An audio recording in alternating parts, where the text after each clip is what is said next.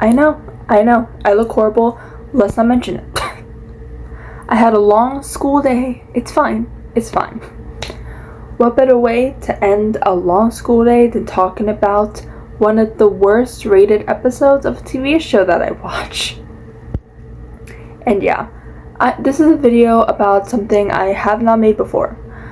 It's a video about Lost. Whew. Yeah, I never made a video about Lost because, frankly, I'm still watching that show. Yeah, I'm still watching it. You know, Lost. The show about people being lost in an island, and then they start time traveling. Lots of shirtless guys on a beach with hot girls skinny dipping. Yeah, it's a lot. Now, Lost is a crazy ass show, okay? It is crazy. And it went from 2004 to 2010. And I believe most people, like nowadays, like Gen Zers, Gen Alphas, haven't even heard about the show Lost. And frankly, I didn't even know about the show until my dad randomly told me one day. He was like, hey, one of my favorite shows just got on Netflix. Not sponsored by Netflix, by the way. But when I got to the third season, if you're curious, like I said before, I am still watching the show. I'm taking a long ass time watching it because every time I end an episode, I have to just sit there and be like, what just happened? So it takes a long time for me to understand what's going on. So yeah, I'm in season 5. There's 6 seasons overall. I guess I'm almost done. But I remember when I got to season 3, right? I stumbled upon this episode called Expose. And I remember watching it, and the ending left my mouth hanging opened. Like, I was dropped. So you can expect my freaking shock when I went online and then I saw people's reaction to this episode. People hating it. Well, like I said, technically, it's the audience's most hated episode. But if you're curious on what the actual most hated episode is of the show, according to IMDb, it is the episode Stranger in a Strange Place from season 3.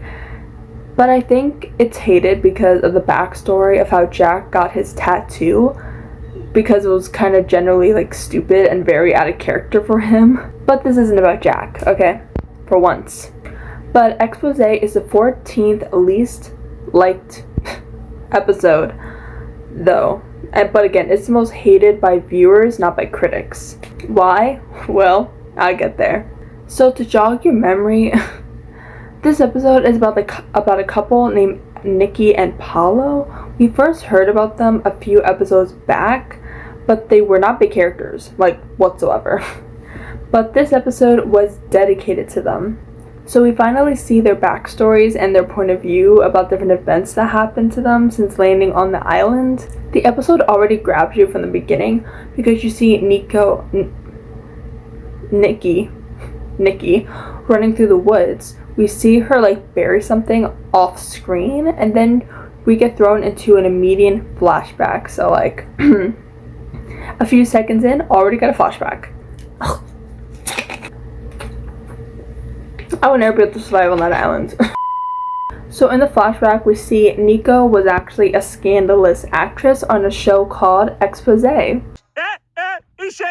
And she seemingly is like in this relationship with this very older man who's really creepy, or the whole relationship is creepy.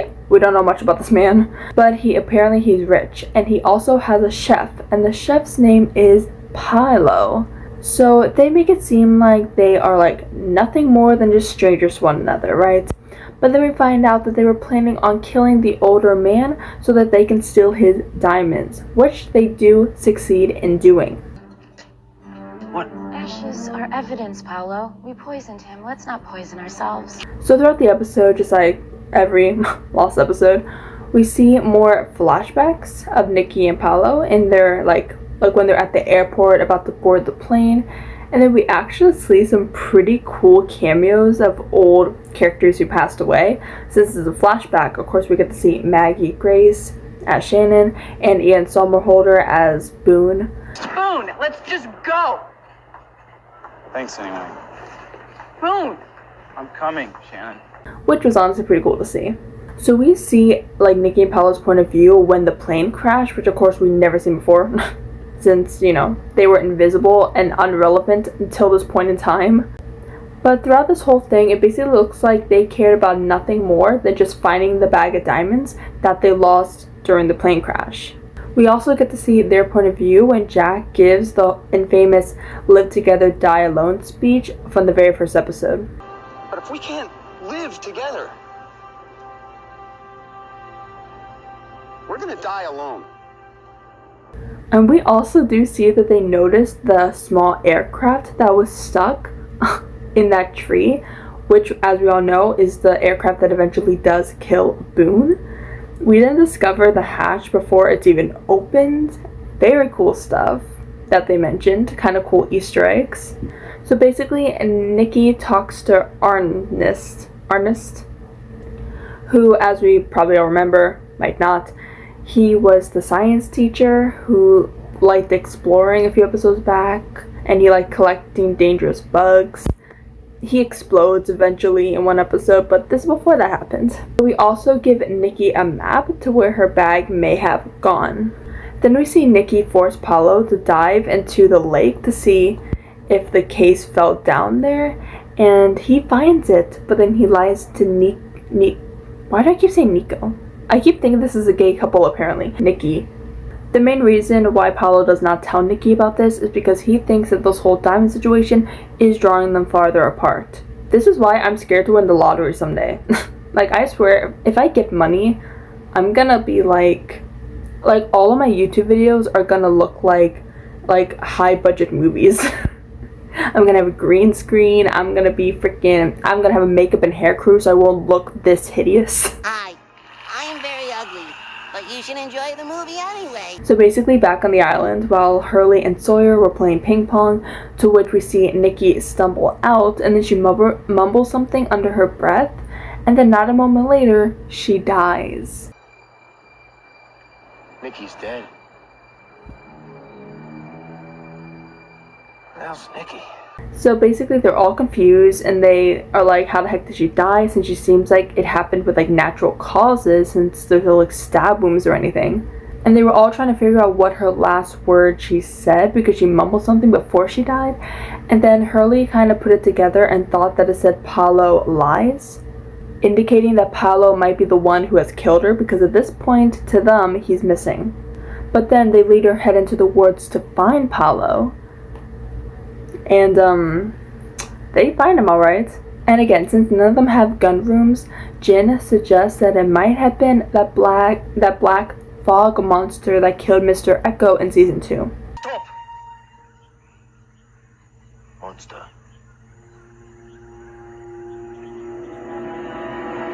So Sawyer then finds a walkie-talkie in Paolo's suitcase, which makes him confidently believe that they were working with the others. Hurley then goes to Desmond to ask if he saw anything in particular, and then he said that he saw Nikki yelling at Sawyer before she died because she apparently wanted a gun off of him, but then he refuses. Sawyer then suspected Nikki was like digging something before she died because there was like, they found dirt under her fingernails. So Sawyer goes back to undig whatever she dug, and then he finds out that it was diamonds. So they basically all came up with a conclusion that Nikki and Paolo both killed each other over the diamonds. So then we cut to the funeral service with the rest of the survivors made for Nikki and Paolo, but then we cut to one last flashback. What actually happened? So we see Nikki confront Paolo in the woods, knowing that he found the diamonds without telling her. So she throws this like Medusa spider at him that she got off of Arnott's from, the guy who exploded, which ends up paralyzing him for 8 hours. He told me why they call it the Medusa spider. Want to know why? What did you do? And when I say paralyzed, I don't just mean like, that your eyes are paralyzed, like your eyeballs are paralyzed. Like he is like you're so paralyzed that literally your like heart is stopped. Like that's how paralyzed he was. So when he's paralyzed, she takes his time to kind of give him like a body cavity search. You won't be able to move a muscle, so I'll be able to do all sorts of nasty things to you. And then she does end up finding the diamonds in his boxers, But Karma is definitely a bitch because then she gets what she's asking for and the spider bites her. But before she was able to get paralyzed, she buries the diamonds, which, as I mentioned before, was the thing she was burying in the beginning of this episode. This is when it gets good. I mean, horrible, terrible, tragic. What was I saying? So then we see the scene where she collapsed in front of Hurley and Sawyer. Now remember when Hurley thought that she said Paolo lies? No. She really says paralyzed. Hey, what happened? So we cut to the present and then we see them all burying the couple as they start to regain consciousness.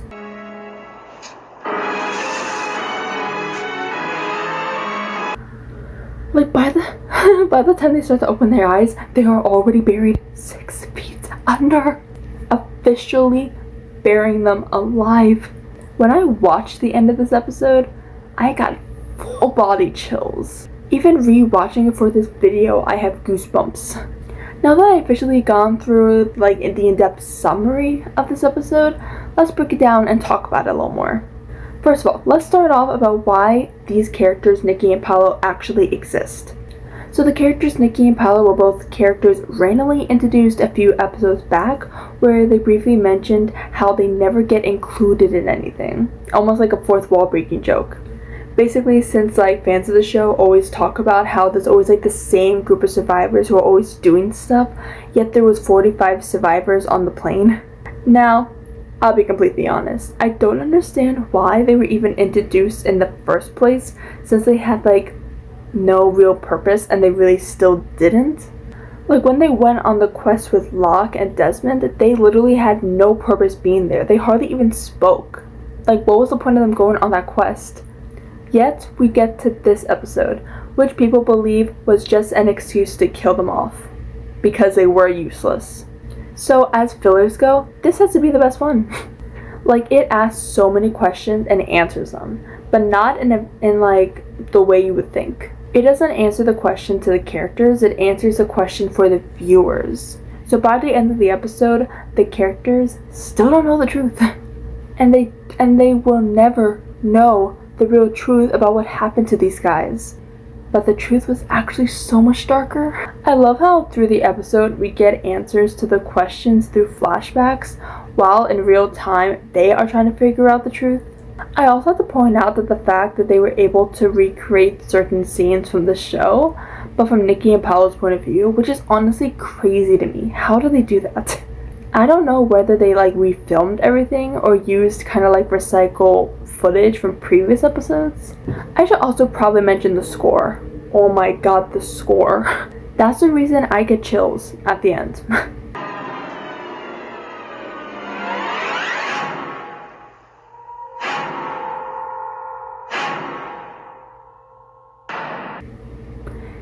It sounds like a freaking bloody horror film.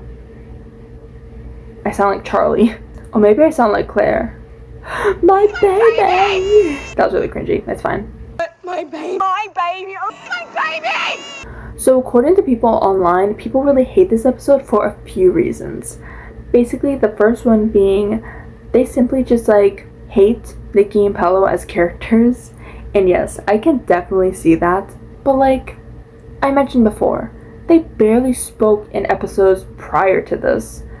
But I understand if this is the episode where you start hating them, because they were whack in this episode, finding out how cruel they are. Mostly Nikki.